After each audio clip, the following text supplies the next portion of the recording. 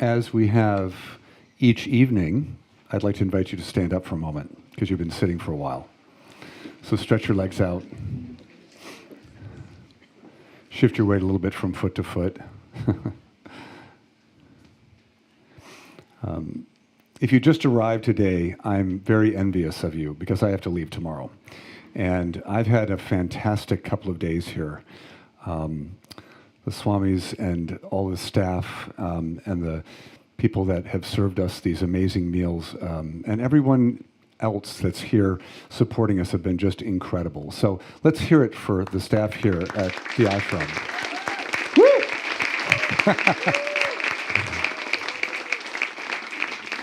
And while you're standing, bring your weight evenly into both feet.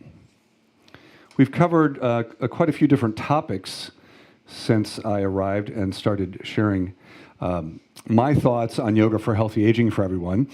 And a couple of things we worked on in my classes were attention to the feet and ankles and kind of bringing power and stability to that area.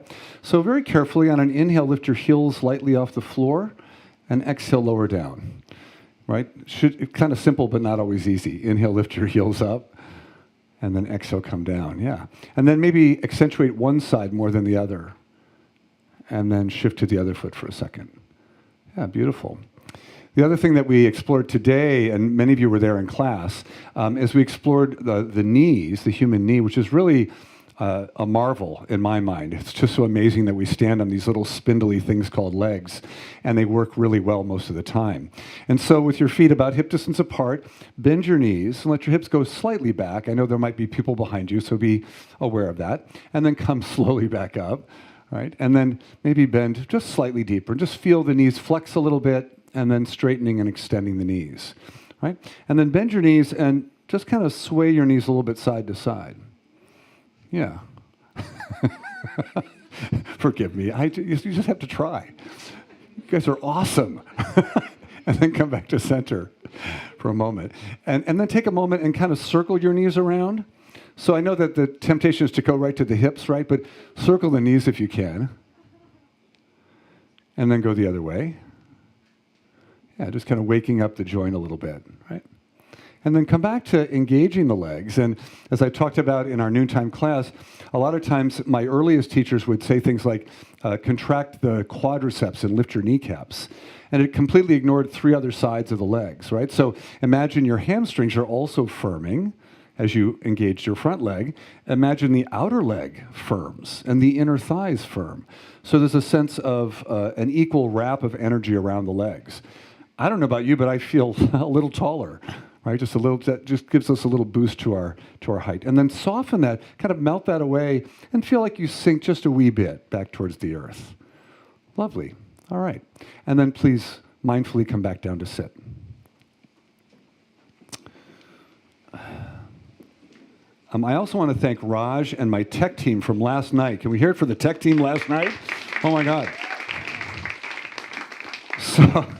So we created a workaround so that everything was going to work beautifully tonight. I'm so excited about this. And I'm like a double-fisted yogi right now. I got my finger over here. I got my finger over here. So I'm going to see if this works. Here we go, Raj. Yes. So tonight's topic is yoga, or yoga for healthy aging, really, for Alzheimer's, for prevention. And I got excited about this topic about a year and a half ago when my friends at Yoga U Online, which is a kind of an interesting educational site online that some of you might know about, approached me and asked me what I thought about this idea. And I said, well, I haven't really done a deep dive into the topic, so I'm not certain I feel comfortable speaking about this. And they said, well, let us send you some information we have. Why don't you take a look at, resources that you have from your side as a physician and see what you can come up with and see if it would be a topic you'd like to speak to our audience about. So I did, and I was actually kind of a little blown away by some of the modern research and the evidence out there on how lifestyle practices can have a pretty significant impact on lowering our risk of developing or slowing down the progression towards dementia over time. And so I thought it would be really a timely topic to go over that right now with everyone. So what I hope to cover today is giving you just a little bit of background on Alzheimer's disease. I mean, it's interesting. When I was a family doctor, sometimes people would come in to see me and they would say, I'm really worried that I have Alzheimer's disease. And we'd talk a little bit, and I would ask them some questions and talk about their life a little bit. And it was very clear to me that they didn't have any form of dementia at all. But the phrase Alzheimer's disease, like the phrase migraine headaches, in some ways holds this mystical power in people's minds. Like, if I've got something, it's going to be this really bad thing that's called this, right? And so I felt very, good that I could actually calm their nervousness and their fear, and then talk about what they were really worried about, which was some kind of normal aging changes that happen for almost everyone with our memory. Is this still working? Okay, good. It sounded like it was getting lower. So we're going to talk a little bit about Alzheimer's disease, a little bit about what are called the 8 modifiable risk factors and yoga's role in addressing those risk factors. Talk about Life's Simple 7, which is another framework to think about cognitive health as we get older. And then talk a little bit about some studies that have been done on yoga for brain health, which is extremely relevant to this topic, and also about kind of some yoga for brain health tools and practices and cautions that we might think about. So there are many conditions, brain conditions, that can affect the human brain, and we're going to focus really tonight on Alzheimer's. And the reason is that Alzheimer's makes up somewhere between, depending on where the study's done, what part of the world, between 60 and 80% of cases of dementia fall under the umbrella of what's known as Alzheimer's disease. So according to the CDC, as we get older, normal memory changes can include, these are normal things. So if these happen to you, good news, these aren't signs of Alzheimer's disease. Forgetting where you put your keys sometimes. Who's done that in the last 6 months? Right? Struggling to find a word, can't find it, but you remember it later. This happens to me with several actors. The same actors all the time. 2 guys. I'm not even going to say their names because I won't remember them right now. But it always happens with these 2 particular actors. Forgetting the name of an acquaintance, or having someone approach you on the street that you know, and you can't recall their name. So an acquaintance that you know personally. And forgetting some recent events. I mean, this happens even in younger age. I went to a movie once and was so jazzed by it that I was hanging out with my best friend the next day, and I'm going, dude, I saw this amazing movie yesterday. And he goes, dude, I went with you to the movie yesterday. Oh my gosh. I still am kind of embarrassed about that, actually. However, despite these kinds of changes, our overall cognitive function remains fairly good. In fact, the changes are usually very mild for most people as we get older. For most people, all right? And the rate of Alzheimer's disease, I think, is sometimes overblown in the media. And in fact, if you look at the percentage of people developing Alzheimer's relative to the population, it's actually been getting a little bit smaller over the last 10 years, a little bit. It's not dramatic, but because the population is growing quickly, it seems that like there are actually more cases than there were before. So what is Alzheimer's disease, sometimes abbreviated AD? Well, it is a brain disease that seems to be caused by damage to the neurons in the brain and the presence of some abnormal proteins. And we'll talk just very briefly about that momentarily. By the numbers, the prevalence of Alzheimer's, there's about 6,700,000 adults in the United States presently diagnosed with Alzheimer's. So that's a lot of people, right? It's certainly important. The incidence, as I mentioned, is actually dropping. That's the total number of cases compared to the population. However, it is still the 7th leading cause of death in the United States. 1 in 9 adults over 65 do have Alzheimer's. So again, getting a little, just slightly over 10%. And one of the problems is also that it may be underdiagnosed. So we may and unfortunately, this usually means that people wait quite a long time, or families wait quite a long time before a diagnosis is made, whereas earlier intervention could maybe have had some positive benefits for those individuals. It's the most common form of dementia, as I mentioned. Usually, symptoms appear after the age of 65. And we're going to talk about what some of those symptoms are in just a minute. The disease does, once it shows up, there can be a kind of an average progression, like how does it change over time, in that it's a continuum that usually lasts about 6 to 8 years before some complication of Alzheimer's disease eventually leads to death. There's been some important new data that was really surprising to me, and it kind of inspired me even more to want to talk about this, and that is that brain changes related to Alzheimer's actually start about 20 years before the first symptoms show up. So if the average age of symptoms showing up is 65, do the math. The changes start happening at around age 45. And therefore, a little too late for me when I found out this information, because I was beyond that threshold. But this is really important, because if we start working at that stage or before that stage, we might even reap the greater benefits of what I'm going to talk about in a little while, which is the fact that we can influence the number of people developing this and the progression with some fairly simple lifestyle changes. So prevention, starting earlier, super important for this. So, as I've already mentioned, a lot of my patients would come into me because they were worried about these kind of weird memory glitches that they were having. And so a lot of times with the aging brain, this is the thing that gets people talking about whether or not something's going on with their own cognitive abilities. So according to the Centers for Disease Control in the United States, some of the most common symptoms that do present for people with dementia, including Alzheimer's disease, are problems with memory. So certainly that would make the connection of what we've talked about already, but also problems with maintaining attention in a conversation, in a task, in a job, the ability to communicate in a normal fashion, in a way that the individual's been communicating for their whole life. Suddenly, communication becomes difficult. There are impacts on reasoning and judgment and problem solving. And also visual problems can arise, such as changes in depth perception. Also, the processing of visual cues can start to also kind of change. And also the ability to recognize everyday objects that the person would have been able to easily recognize before. So as you can see, this goes kind of way beyond just simply forgetting the name of an actor when you're talking to somebody about a show you watched recently.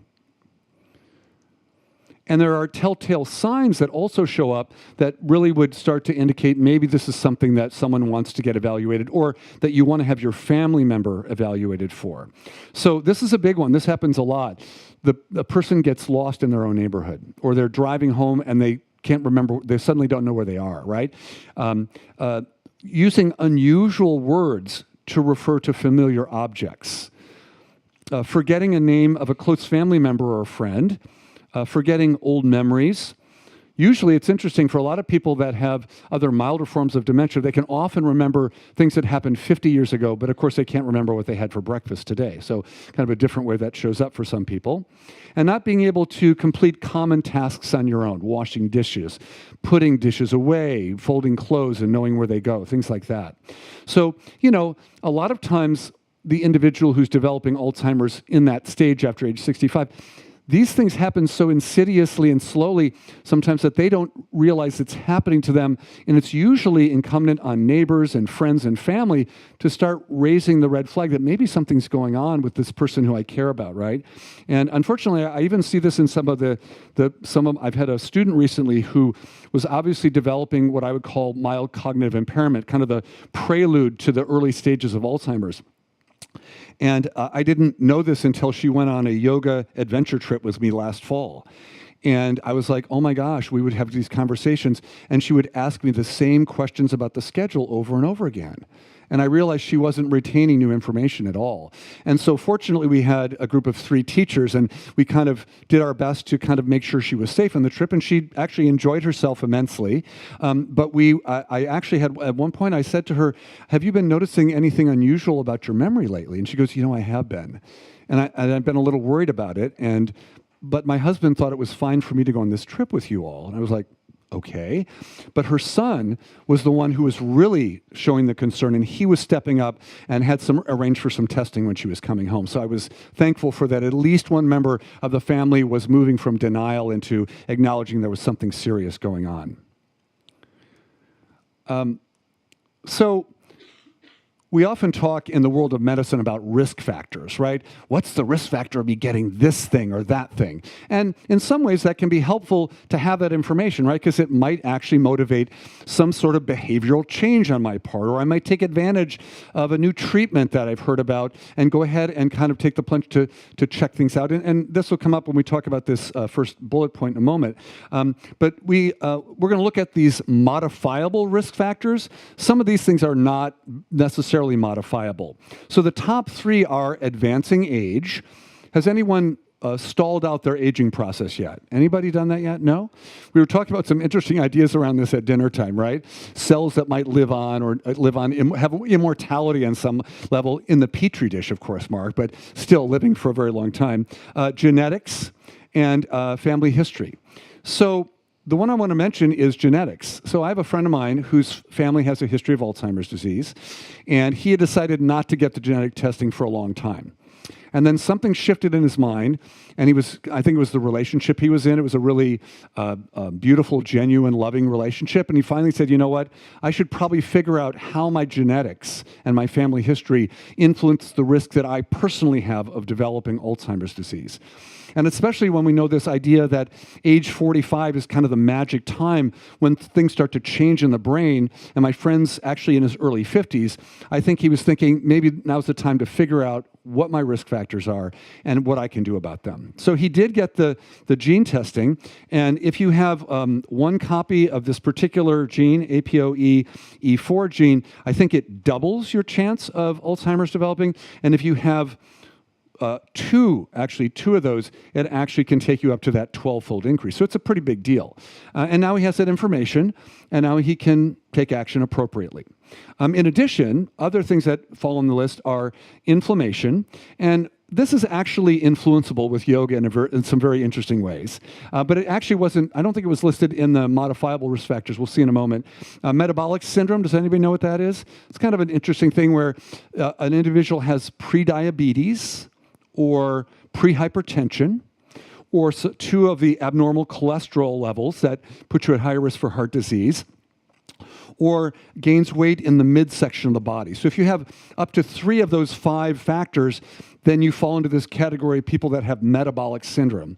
And knowing that you have metabolic syndrome not only might increase your chance of Alzheimer's disease, but it doubles your chance of developing type 2 diabetes within 5 years, full-on diabetes. So again, if you know that you're kind of at risk, there are things you can do with both your yoga practice and other things that your healthcare team might provide that can lower your chances of that actually happening, so you can not develop type 2 diabetes.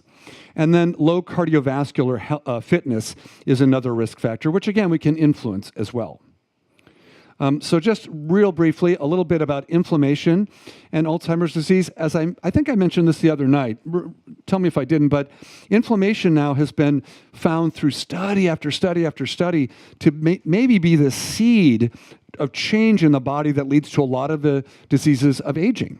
And so that is true also now for Alzheimer's disease. And in particular, chronic inflammation in the brain itself can lead to these changes of special molecules called the tau and the beta amyloid molecules. They're protein molecules.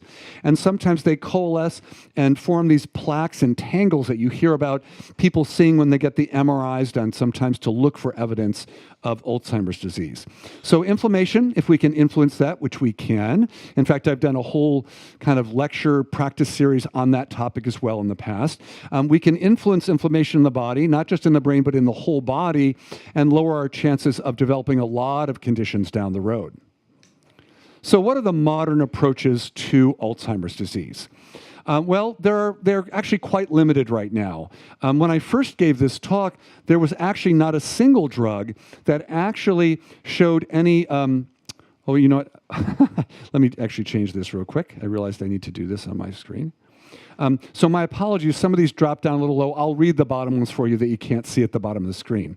So As of this time, there are about 8 approved medications for Alzheimer's disease, at least in the United States. In Europe, that might be different, and you may have more because the process is sometimes a little quicker in Europe. 5 of them actually address the symptoms of Alzheimer's disease, but they don't address the underlying causes, and they don't actually change the course of the disease. So remember I said 6 to 8 years from diagnosis is usually the time, and that can be longer or shorter for some people. It varies, of course. 2 of them address the underlying biology of Alzheimer's disease and may, because they don't have enough data yet, may slow the progression, but not for everybody who takes them.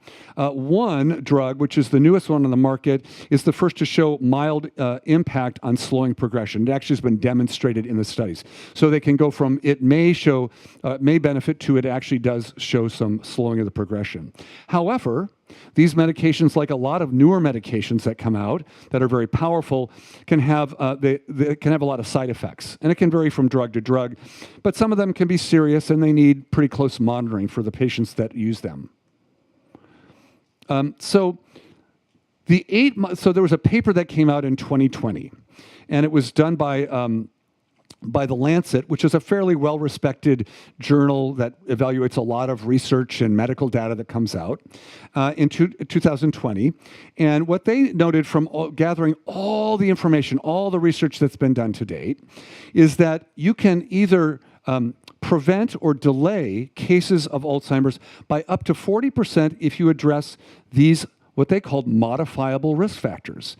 Now, you'll notice that I put little asterisks near some of the words, and others I have not. And that's because I like to kind of identify the areas immediately where I know there's already been really good yoga research done that shows that yoga has an impact on these conditions. So things like smoking cessation, we know from research on changing behavior and improving willpower, and I'll mention Kelly McGonigal's name. Some of you might know her. She's a psychologist at Stanford. She's written a bunch of books, and one of them is called Willpower, and she talks about an interesting study that was done that showed that as little as 3 hours of accumulated time on the meditation mat, in other words, if I did 20 minutes twice a day for a number of weeks, I would gather at least 3 hours of total meditation time, started to show pretty dramatic impacts on willpower and follow through with commitment, right? So that's amazingly small dosage for that kind of benefit, right? So right away we can know that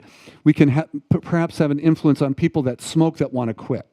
Diabetes, some pretty good research on that as well. Depression, high blood pressure, substance abuse. Also, I will mention, although I didn't star it, there are more and more yoga teachers and yoga practitioners and yoga therapists that are working with people that have traumatic brain injury, and they're seeing some nice health benefits for that ongoing practice. Is anybody in this room actually involved in that movement? Because I know that I'm meeting more and more people that are doing that sort of work. So that's really exciting. So I hope that I can add an asterisk there before too long. There was an interesting study in the UK about hearing loss and the association that is a risk factor. And then also low educational accomplishment. Again, you can modify that by providing opportunities for advancing education, right? And perhaps if someone became interested, as many of you, in studying yoga and becoming a teacher, that might be an advancement of your education on some level, right? So maybe I can put stars on all these eventually. Another source, the American Heart Association, came up with what are called Life's Simple 7 score and how it relates to cognitive health. So it wasn't specifically about Alzheimer's disease, but it's another way of kind of evaluating, what you can do, what your risk is, and what you can do about lowering your chance of having trouble with the way your brain operates down the road. And so they talk about your BMI, right? Your body mass index, and the tendency to, in midlife, start to gain unwanted weight.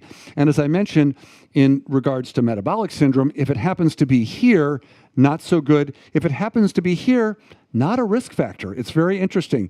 And the deal with fat accumulating in the abdominal area is that it tends to precipitate more inflammation than fat that deposits elsewhere in the body. And that leads to chronic inflammation that can then be in the whole body, not just in that location over time. Physical activity, usually that means not being physically active and needing to be more physically active. The diet that you eat, and in fact, diets high in omega-3s and vitamin D seem to have some correlation as well. So kind of looking at your diet, fine-tuning your diet can be another influence you can have. Did anybody before they started doing yoga eat differently than you do now? Does anybody remember that? Because I found that for myself, my choices of what I ate did change when I started practicing and studying yoga and learning about different ways of eating in different cultures, right? So I think that yoga also provides an opportunity to impact things like diet and even cholesterol levels and other things, right? So hypertension, diabetes, smoking. So you see that there's some crossover between the last list and this list. Because I was looking for more information than just the 8 modifiable risk factors that the Lancet came up with. And then the American Family Physician Organization came up with their own way of kind of looking at cognitive health over time. And the word that came up was a little acronym that goes neuro, like neurologist, N-E-U-R-O. And it stood for looking at nutrition, looking at exercise levels, looking at unwind, which really meant stress management, looking at the restorative quality of one's sleep, and optimizing one's social and mental functioning. So they said if you look at those things, those are things that we can influence through lifestyle changes usually that can then optimize our brain health. So where is yoga's potential role in all of this? Well, before I get to that, can I ask you to stand up one more time? And think about how you're coming up as you do that. All right? And then repeat after me. Are you ready for this? Repeat after me. Avocado, neuroplasticity, and Shivananda Ashram. Okay, what was the first word? Well, you are very good. The second one? And the third? All right. And then turn to someone around you that you haven't said hi to this week yet and just say, "Hi, my name is," and listen and then give it back, okay? Take a moment, look around. I guess you're excused from the exercise if you want to be. The front row is excused.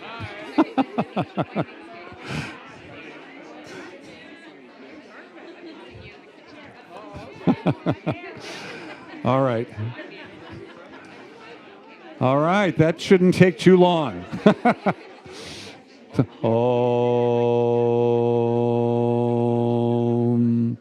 All right, and then mindfully come back down to sitting. Little Pomodoro break to clear your mind, get you moving a little bit so that you can take in a little more information. All right, so where does yoga fit into this when it comes to these modifiable risk factors? Well, remember, the changes to the brain that show up at age 65 start happening at age 45. Yoga addresses a lot of the modifiable risk factors that I've listed for you. In fact, when you were looking at that list, you might have already known about several of them or many of them yourself from your own explorations.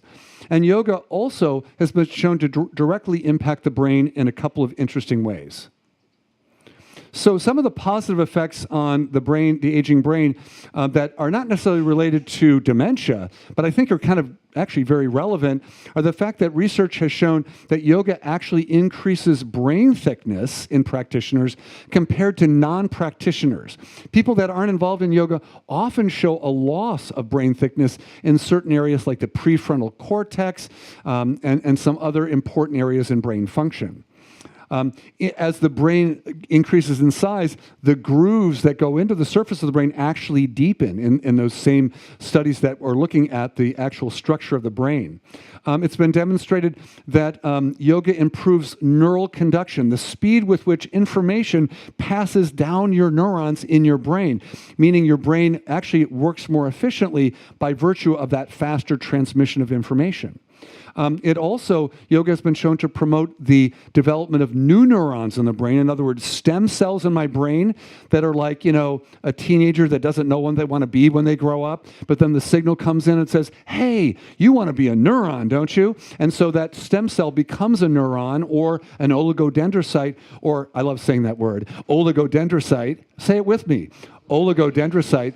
The oligodendrocytes are these cool cells that send out these tendrils, and they wrap around and insulate the neurons so that they actually move quicker, right? So we can actually promote new cells like that in the brain, and also, therefore, we can increase the number of synapses or connections in the brain. Again, increasing overall brain function.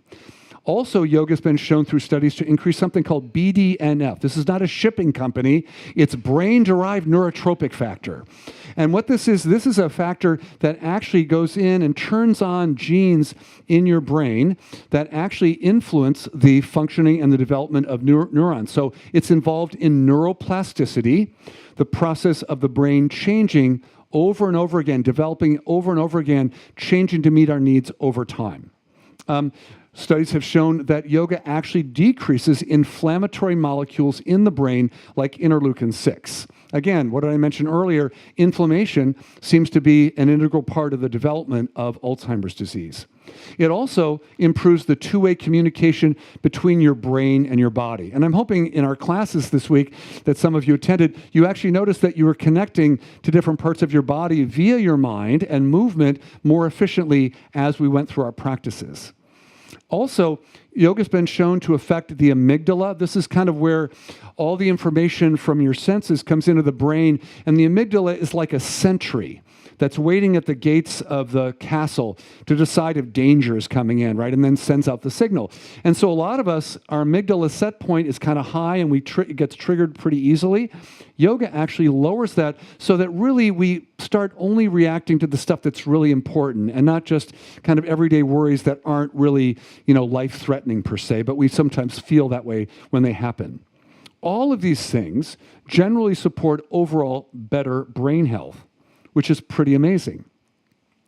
So when I looked at the yoga tools that were typically used in the research that's been done on yoga for cognitive health, there was actually a study in 2019 that was looking at pretty much all of that research up to that time. And I apologize, when I transferred this onto the memory stick that went to his computer, the font changed. But on the second box, it says there were 11 studies that were included that had a yoga protocol that included asana, pranayama, and meditation. And these studies showed positive structural changes in the brain, as well as functional changes that were beneficial as well. So what about yoga's ability to improve the modifiable risk factors that I went over with you already? Well, from the 8 modifiable risk factors from the Lancet, from Life's Simple 7 from the American Heart Association, and from the 5 fundamentals that came from the Family Practice Organization, there's actually generous research evidence that yoga can be used to address the following factors that I've listed here. And down below there, basically what you can't see is the lack of physical activity. So obviously we know that when people start doing yoga, they typically become more physically active more regularly. So this is a pretty impressive list. Right? This is a pretty impressive list. So I would say that if we can keep this in mind and use this as inspiration to continue practicing yoga regularly over our lifetime, and as I mentioned last night, the dosage of yoga in your life, in other words, if I only do yoga once a week, that's still pretty good. But if I can do yoga 2 or 3 times a week, that dosage tends to provide more of these benefits than only doing it irregularly or infrequently. And then the length of time that you practice yoga also seems to have a cumulative benefit. So it behooves us to start doing yoga. Some of you I know are new to yoga that come to the ashram maybe for the first time. And some of you talked about maybe getting back into yoga again after a hiatus. So again, we want to start it and keep it going for a long time. The main tools, as I mentioned, for the research that's been done do include some of the most commonly offered things in modern yoga classes: asana practice, pranayama practice, and meditation. Now, even though there were other studies that used other modalities, I think in the future we're going to have research that shows that other practices under the yoga umbrella will also be found to be beneficial as well. And that could be the use of mudra, that could be the use of the learning of Sanskrit as a language as another way of improving cognitive health over time, as well as using things like sound practice. In fact, one of the things that came out of the pandemic for me that I wanted to mention because it's been so powerful in my understanding of the impact of pranayama practices is the use of the bumblebee breath, the Brahmari breath. So if you would, take an easy breath in, bring your lips together, and as you exhale, hum with me. Take another gentle breath in, bringing your lips slightly together, a gentle exhale. And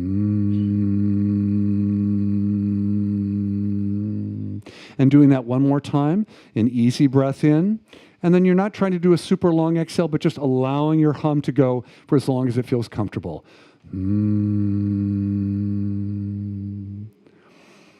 So I don't know how long Brahmari breath has been around. I'm sure hundreds of years, I would imagine, maybe longer. And I first encountered this breath in one of my yoga classes many years ago. But during the pandemic, there was some interesting research that came out on the effect of humming on the production of nitric oxide in our sinus passageways. Nitric oxide is not laughing gas, it's a different thing. But nitric oxide actually is a molecule that your body produces that has an effect in the sinus cavity and in the lungs of being bactericidal, virucidal, and so it kills bacteria and viruses, which is pretty phenomenal. And the other thing that it does is when I breathe that molecule in, if I'm humming and breathing in, I'm drawing those molecules down into my lungs, and when it's in the lung area, it improves the exchange of oxygen and carbon dioxide.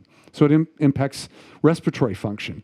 And then the third thing that is really amazing and really has a bearing on this because it influences cardiovascular risk is that the molecule then gets absorbed into the bloodstream where it actually relaxes the smooth muscle in all of our arteries and therefore can help to lower blood pressure.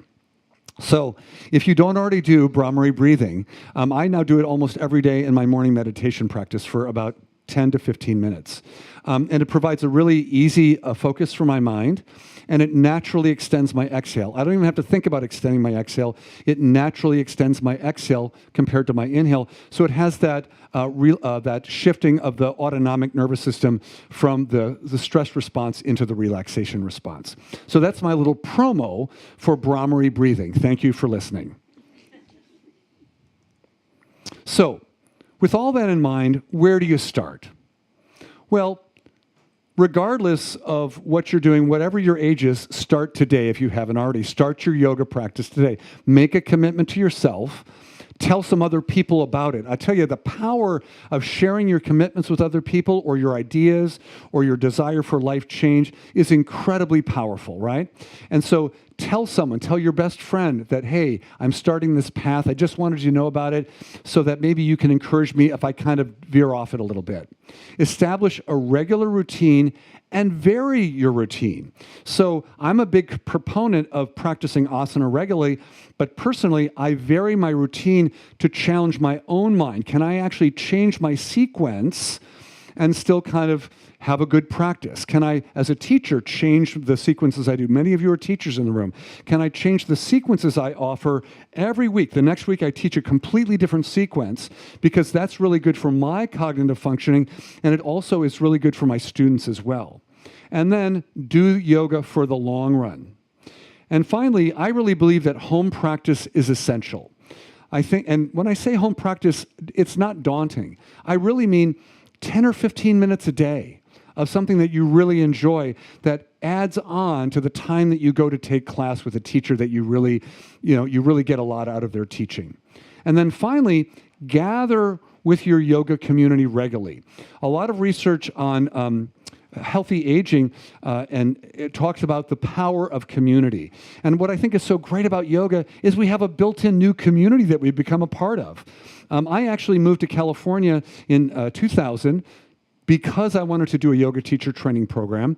And I think one of the reasons that I was successful in making a transition to a completely new community is that 35 other people came together in that that training, and we went through the training together for 18 months. So I had an instant community of support that supported my growth and my ability to stay with that. So don't underestimate the power of your yoga community, and also look for other communities that get you together with people, because that often is incredibly valuable for cognitive health over time. Varying your yoga practice is good for neuroplasticity. It changes and reshapes the brain. And so take old poses that you know and learn new variations of them, or make up some new variations. My co-author of the book, Yoga for Healthy Aging, Nina Zolotov, she took some classes at the corporation where she worked as a technical writer in the tech industry in the 1990s, and she really loved the classes. But then when she left her job, she didn't have a yoga class to go to anymore, so she started practicing on her own. And she started making up poses, but she was worried that the yoga police might knock down her door. And she joked to me about that one day. But what we realized is that some of the things that she was kind of playing with on her own, when she went back to classes that were intermediate and advanced levels, they were actually variations on yoga poses that were already being taught that she never knew about. Fascinating, a little experience for her. Try out new styles of yoga. I know that for some of you, you've never done the Shivananda yoga practice before coming here. And so this is, for me, I'd done it once or twice before, but it was a great reminder of how unique and special this practice is compared to what I normally do. Try new styles of yoga out. Try new poses that you've heard about and maybe have seen in books, and see if you can bring those into your toolbox. Try other practices other than asana, other things in yoga that you've never done before. And then finally, consider learning a little bit more of the Sanskrit language if you can. Lots of great ways to do that. Nikolai Bachman is a friend of mine, and a guy who's got a really great set of audio CDs and really great instructional books. So there's a lot of stuff out there that you can use. So real quickly, just a recap of what I've gone over with you tonight. Alzheimer's disease will be an ongoing issue for the growing number of people in the US and around the world for probably as long as human beings are around. The present Western medical treatments options are very limited. Studies suggest that we can prevent or delay the onset of Alzheimer's disease by 40% by addressing modifiable risk factors, right? Almost cutting it in half. Yoga has been shown to positively impact almost all of these risk factors that we went over. And remember, starting decades before any expected onset of symptoms is going to be highly recommended, right? So get your yoga going and keep it going for the long run. I have some resources here. If you have a camera, and I'll leave this up for a moment, if you want to actually take a picture of this slide for some stuff that you can look at when things are over. And I've unbelievably finished just a few minutes early, so I want to take a moment and thank everyone for their attention the last 3 evenings. I'm a highly excitable human being. You've been very patient with me, and I appreciate that. I wanted to see if there were 1 or 2 questions that I could take from you right now. And I will be around tomorrow morning till about 10:30, so if you see me after tonight, you can always ask me tomorrow. But is there anything anybody wanted to ask briefly that I could address for you? Going once. Going twice. I guess it was a perfect lecture. Thank you. A perfect lecture. Oh, I did it. So I have one more brief offering, and it's really a thank you. Those of you that have been here for a couple of nights know that I grew up playing the violin since I was 5. And it's been perhaps one of the greatest gifts of my entire life, that my mom saw fit to start me with lessons at age 5. Not many parents I know have done that at that young of an age. And it gave me an opportunity to kind of develop a discipline with something at a very young age. I practiced pretty regularly. And so it wasn't hard when I started going into, when I went off to a all boys Jesuit high school, where it was there were high academic expectations. And so anyway, I'm really grateful for the ability to offer this to you. And the song I'm going to play for you this evening was written by a guy named Mr. Unger, who's from New York, and he was a key faculty member, I think a founding member of the Ashokan fiddle camp every summer. And in 1982, he wrote this song in the style of a Scottish lament. And this is maybe interesting because we had this fabulous, let's hear it for our Death Cafe today. That was just so powerful. So if you haven't thought about this, think about attending some of Andrea Dearhart's talks that she's going to give in the remainder of the weekend, so that we can stop not talking about death. We need to talk about it. Anyway, Mr. Unger always would get really sad at the end of the 3 or 4 weeks of being with all these young fiddlers. And so a lament, of course, is just that. He was lamenting, on some level, what he was going to be missing a week from now. And so he wrote this song, and some of you might know this, but he was also on the musical staff for Ken Burns' series on the Civil War. And one day, Ken Burns and one of the guys, they were sitting in the office and they were talking about the kind of song that Ken envisioned for when the credits would roll at the beginning and the end of the show. And it just happened that Jay was down the hallway and he starts playing the song. He just happened to be playing the song, and you'll hear it in a second. And Ken goes, "Yeah, like that song. Like, I love that song." And so Jay steps in and goes, "You can use that song because I wrote it." So actually, that's how this song became part of that. And it's now kind of iconic, and it sounds like it was written in 1850, but it was actually written in 1982.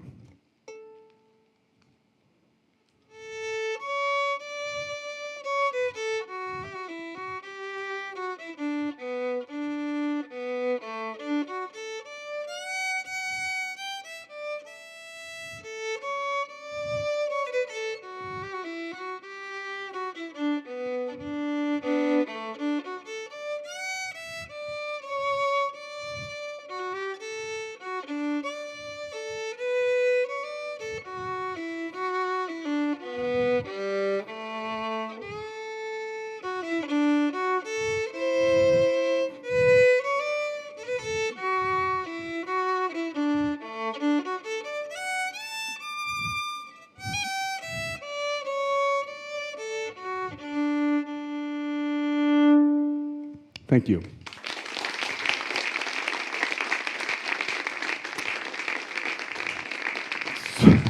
So that concludes everything I wanted to share with you. It's been really a delight being here, and I hope someday I can return and share some new stuff with you. So I'm going to turn it over to you now. Thank you.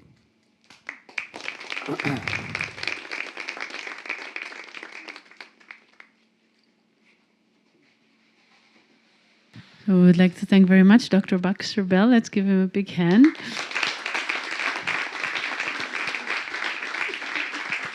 So we thank him for this lecture as well as for the last 3 days of inspiring us with talks and workshops. And he's leaving the ashram tomorrow. We would like to wish him a good trip back home and much success with everything. And we look forward to seeing you back at the ashram. And now we'll go over the announcements and the schedule.